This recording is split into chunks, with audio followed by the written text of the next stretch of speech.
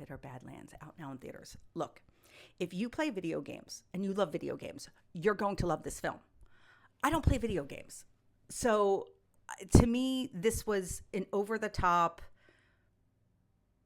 super special effect that was ridiculous at times to me, with no story. Like, even though they wanted you to think that there was a story, there is no story here.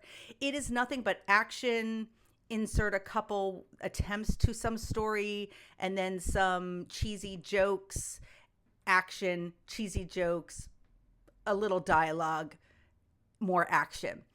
And that's okay. I love action films. Like, I'm here for those. But to me, this ruined it. It ruined it for me in general because there was no human connection. There was no, I didn't care about any of the characters. I didn't care. Like, where in the first film, you have all these like wildly different characters at play along with the Predator. That's what made that film so phenomenal. Kind of crazy, but at times I felt like this film could have been made by Disney. Some of the elements that they introduce and some of the choices that they make with the introduction of some of these creatures felt Disney-esque in a sense.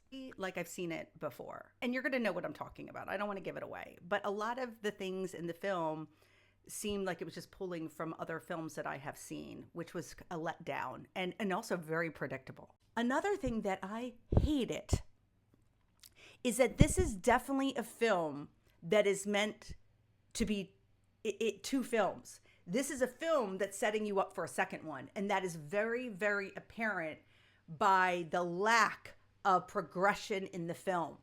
It's like the baby steps through the whole film, and to the point where you're left at the end knowing that there's obviously going to be a second version of part 2 of this film. Also, might be a little spoiler alert. So if you don't want to know, I mean, it's not really a spoiler. It's like, who cares, okay? But the wonderful thing about the Predator is when he cloaks, when he's cloaking and he's invisible. And all that coolness of him doing that. Like, you know, like when he's in the trees. Is he in the trees or not in the trees?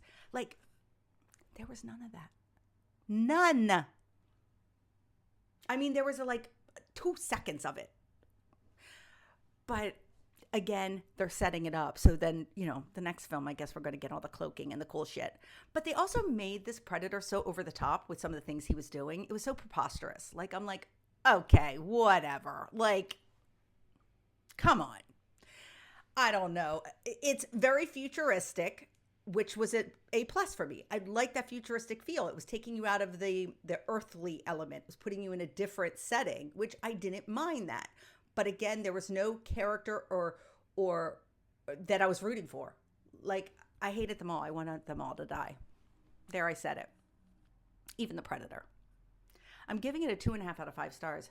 1, I'm giving this extra half star just because I love this franchise and I love Predator in general. And I love this. I like the concept of Predator. I mean, it's like Alien and Predator, those two things, like, don't come, like, they're it. Like, those two premises of a sci-fi film are masterful.